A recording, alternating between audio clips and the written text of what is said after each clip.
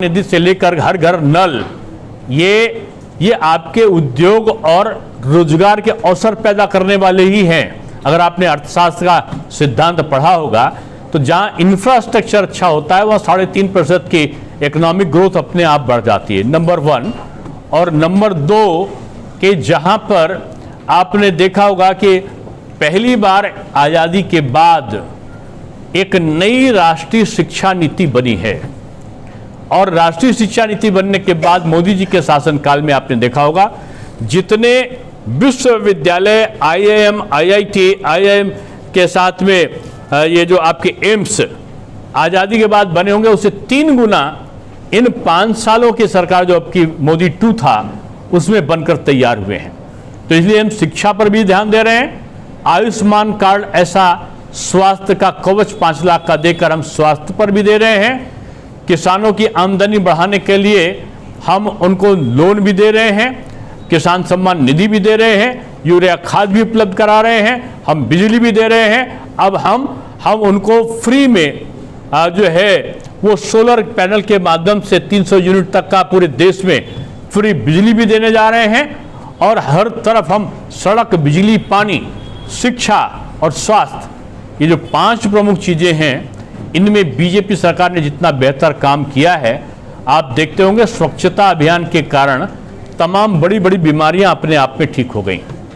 आज कोरोना में भारत से दवा अमेरिका मंगा रहा था और लंदन मंगा रहा था, ब्रिटेन मंगा रहा था।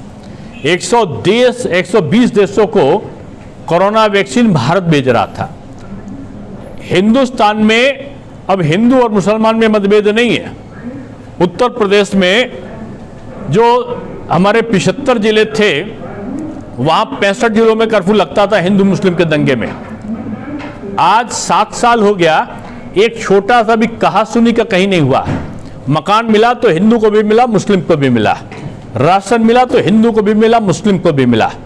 अगर 5 लाख का स्वास्थ्य कवच मिला या शौचालय बना तो सबको मिला। यही सबका साथ, सबका विकास, सबके लिए प्रयास का ये कार्यक्रम था जो आज मोदी जी ने किया। मेरा अभी और जगहों पर भी दौरा है, अभी गोंदिया भी जाऊंगा। अभी मेरा यहाँ 7 तारीख तक का विदर्भ क्षेत्र के विभिन्न जो जिले और लोकसभा हैं वहाँ जाने का कार्यक्रम है।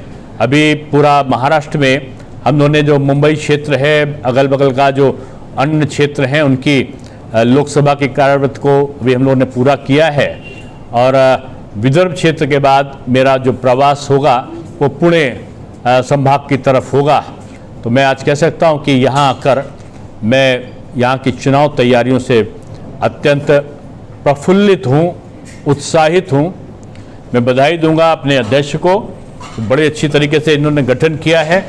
बधाई दूंगा प्रभारी को कि ये बीजेपी का एक उदाहरण बने हैं कि बीजेपी में टिकट मिलने तक सब प्रत्याशी होते हैं। टिकट तय हो जाने के बाद कैसे चुनाव लड़ाया जाता है, किसी को सीखना हो तो वो बीजेपी से आके सीख सकता है। हमारे प्रणय जी उसके उदाहरण है। मैं सबको बात कहते हुए अपनी बात को समाप्त करता हूँ। कहते हैं जो लोग उनसे टूटे, भाजपा नहीं तोड़ते, उनका कर्म लोगों को तोड़ता है। कांग्रेस के जो कर्म हैं वो उनको तोड़ते हैं।